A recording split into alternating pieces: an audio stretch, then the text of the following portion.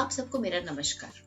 कहानी का आज शीर्षक है वो है रोप ऑफ इग्नोरेंस, अज्ञान की रस्सी। हम सब ने अपने आप को इसी अज्ञान की रस्सी से बांध रखा है, अपने आप को लिमिट कर रखा है। ऐसी प्रोग्रामिंग हमने अपनी खुद की भी की है और सोसाइटी ने भी की है। लिमिटेशन में रहते हैं कि हम यही काम कर सकते हैं, ये काम नहीं कर सकते हैं। और बहुत सारी ऐसी रस्सियां हैं जो हम सब जानते हैं, उससे बंधे हुए हैं, क्योंकि हम मेनली अपने आप को बॉडी के लेवल पे ही आइडेंटिफाई करते हैं। हम सोल के लेवल पे अपने को आइडेंटिफाई नहीं करते, हम अपने को आत्मा नहीं समझते। तो अपने अंदर की जो हमारी अपार शक्ति है, हम उसको नहीं पहचानते। इस अज्ञान में ही हम अपने को लिमिट करते हैं। आज की कहानी कुछ ऐसी ही है और कुछ कोशिश है कि ऐसी रस्सियां खुलें और हम अपने अंदर की अपार जो शक्ति भगवान ने हमें दी है, हम उसे पहचानें और अपने जीवन को बेहतर से बेहतरीन करने की कोशिश करें। तो चलिए शुरू करते हैं। कहानी एक आदमी की है जो अपने ऊंटों को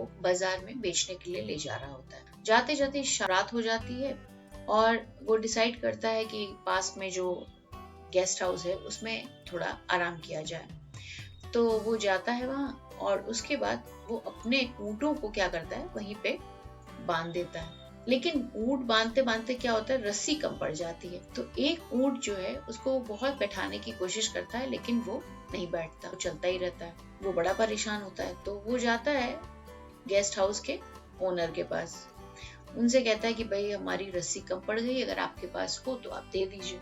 तो क्योंकि वो ऊंट जो है किसी भी तरह से बैठ नहीं रहा, तो बड़ी परेशानी हो जाएगी, मैं रात को कैसे आराम कर पाऊंगा, मुझे चिंता लगी रहेगी, वो चला जाएगा।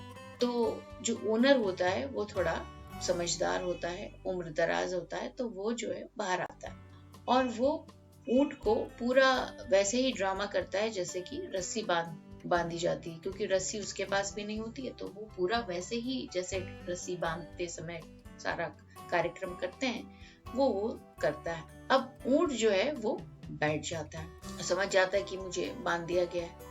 अगले दिन जब सुबह होती है तो ये महाशय जो हैं जाते हैं, अपने सारे ऊंटों को खोल के खड़ा कर देते हैं। अब ये जो ऊंट था लास्ट वाला, जिसकी रस्सी नहीं थी, ये उसको खड़ा करते हैं, वो उठे ही ना।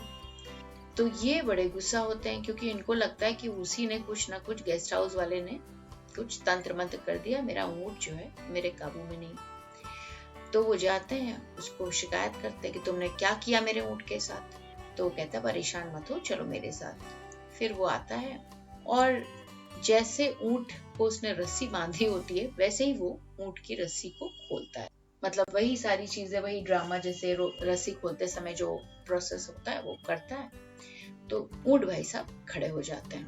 कहता है कि जो ऊंट था वो तुम्हारा इसी अज्ञान की रस्सी से बंधा हुआ था। वो इस भ्रम में था कि वो रस्सी से बांधा गया है, जबकि रस्सी तो बंधी नहीं थी। लेकिन क्योंकि बचपन से उसकी यही प्रोग्रामिंग हुई, यही कंडीशनिंग हुई कि जब रस्सी बांधी जाती है तो उसका मूवमेंट नहीं हो पाता। जैसे वो ऊंट अज्ञानता और भ्रम की रस्सी से बंधा था, वैसे ही हम लोग भी बंधे हैं उसी अज्ञानता की रस्सी से। हम अपने भीतर छिपी असीम ऊर्जा और ईश्वर की दिव्यता से अनजान हैं। उसने हमें इस काबिल बनाया है कि हम अपने जीवन को बेहतर से बेहतरीन कर सकते हैं। और जो लोग इस ऊर्जा और दिव्यता को पहचान जाते हैं, वो ही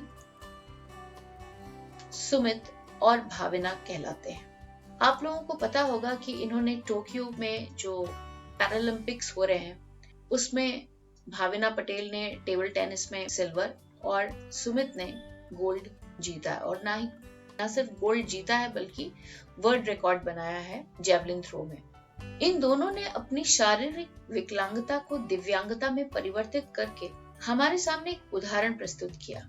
ऐसे लोग हमारे लिए रोल मॉडल हैं, जो हमें अपनी विपरीत परिस्थितियों से लड़ने का हौसला देते हैं। और हमारे जीवन का एकमात्र लक्ष्य यही है कि हम इन रस्सियों से अपने आप को खोलें और अपने अंदर की जो अपार असीम ऊर्जा है ईश्वर की, उसको पहचानें और अपनी परिस्थितियों से ऊपर उठ के अपनी जिंदगी को बेहतर बनाएं।